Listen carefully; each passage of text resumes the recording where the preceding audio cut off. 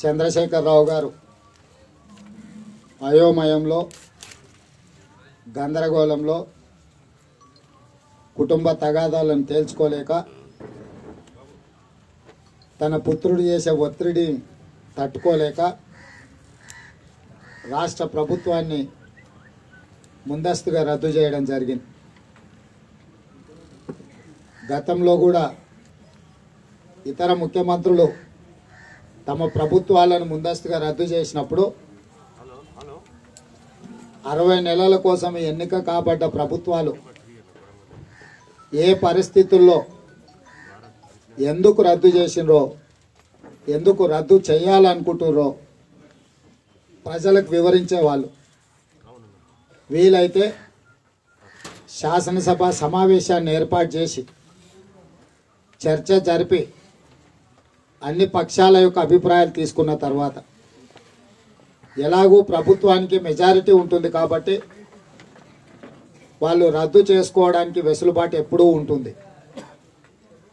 రాష్ట్ర ప్రభుత్వాన్ని రద్దు చేయడం అనేది ముఖ్యమంత్రి గారి విచక్షణ అధికారం అయి ఉండొచ్చు.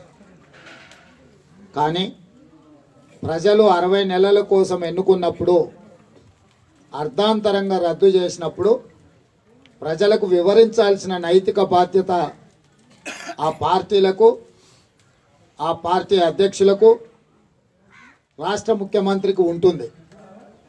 చంద్రశేఖరరావు గారికి రాజ్యాంగం అన్నా, చట్టసభలన్నా, ప్రజాప్రతినిధులన్నా చులకనా భావం, వారికి లెక్కలేని తనం. ఎవరికి నేను జవాబు చెప్పాల్సిన అవసరం లేదు. ఇది రాష్ట్రం కాదు, ఇది నా రాజ్యం. నా రాజ్యంలో నేను మహారాజును, నా కొడుకు యువరాజు అని చెప్పి ఆయన భావిస్తుంటాడు. ఆయన నిర్ణయాలు కూడా ఆ దిశగానే ముందుకు సాగుతుంటాయి. ఇప్పుడు చంద్రశేఖరరావు గారి మీద ఉన్న ఒత్తిడి కుటుంబ సభ్యుల నుంచి యువరాజును మహారాజుగా పట్టాభిషేకం చేయడమే. ఈరోజు రాష్ట్రంలో జరుగుతున్న ముందస్తు ఎన్నికలు కేటీఆర్ను ముఖ్యమంత్రిని చేయడానికే తప్ప చంద్రశేఖరరావు గారికి మరో కారణం లేదు. ఈరోజు రాష్ట్ర ప్రజలకు మేము విజ్ఞప్తి చేస్తున్నాం.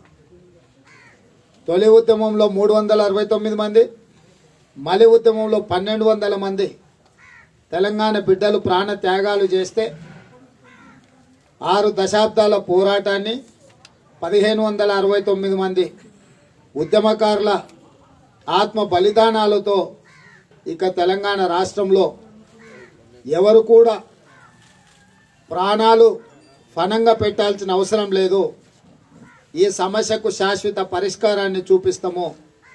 మాకు రాజకీయ ప్రయోజనాలు అవసరం లేదు, ప్రజల యొక్క అభిప్రాయమే ముఖ్యమని చెప్పి శ్రీమతి సోనియా గాంధీ గారు 4 కోట్ల తెలంగాణ ప్రజల యొక్క ఆకాంక్షను, 6 దశాబ్దాల పోరాటాన్ని గుర్తించి తెలంగాణ రాష్ట్రాన్ని ఇవ్వడం జరిగింది. ఎన్నికల సందర్భంలో కేసీఆర్ ఇచ్చిన జనరంజకమైన హామీలను నమ్మి ప్రజలు మోసపోయి కేసీఆర్ గారికి ఓటేసి పట్టం కట్టడం జరిగింది.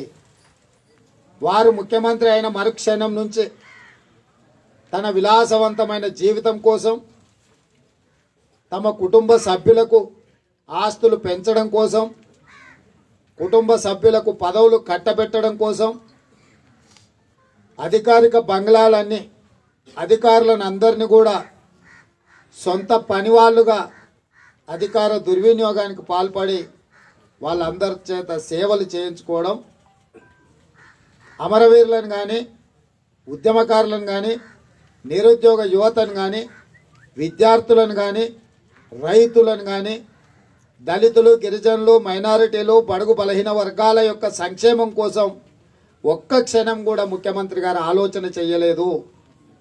ఏ ఒక్క రోజు కూడా వాళ్ళ ఆకాంక్షల కోసం పని చేయలేదు.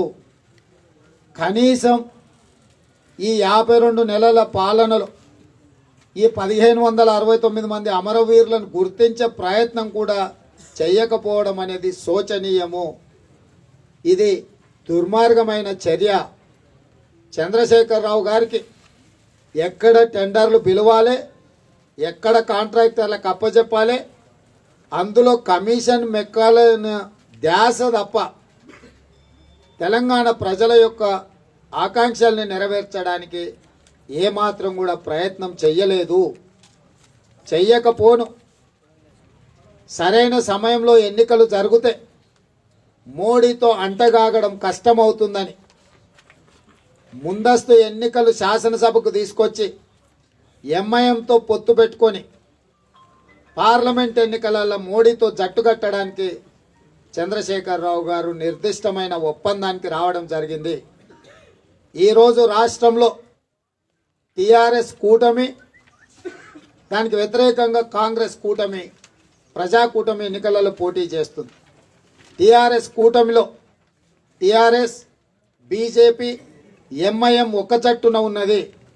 టీఆర్ఎస్ పార్టీ వాళ్ళు సింహం సింగిల్గానే వస్తుంది, టీఆర్ఎస్ ఒంటరిగానే పోటీ చేస్తుందని చెప్పి అక్కడక్కడ ప్రకటనలు చేస్తారు. ఇంకొక దగ్గరేమో ఎంఐఎం మేము పొత్తులో ఉన్నాం, ఎంఐఎం మాకు మద్దతు ఇస్తుందని చెప్పి ఎంఐఎం వాళ్ళు చెప్తున్నారు, అదేవిధంగా టీఆర్ఎస్ వాళ్ళు చెప్తున్నారు. కేసీఆర్ కుటుంబ కూటమి ప్రత్యక్షంగా ఎంఐఎంతో పొత్తు పెట్టుకున్నది. ఏంటండి, వీడియో నచ్చిందా? అయితే ఓ లైక్ వేసుకోండి, లేదంటే ఓ కామెంట్ చేయండి. ఎప్పటికప్పుడు మా వీడియోస్ చూడాలంటే సబ్స్క్రైబ్ చేసుకోండి.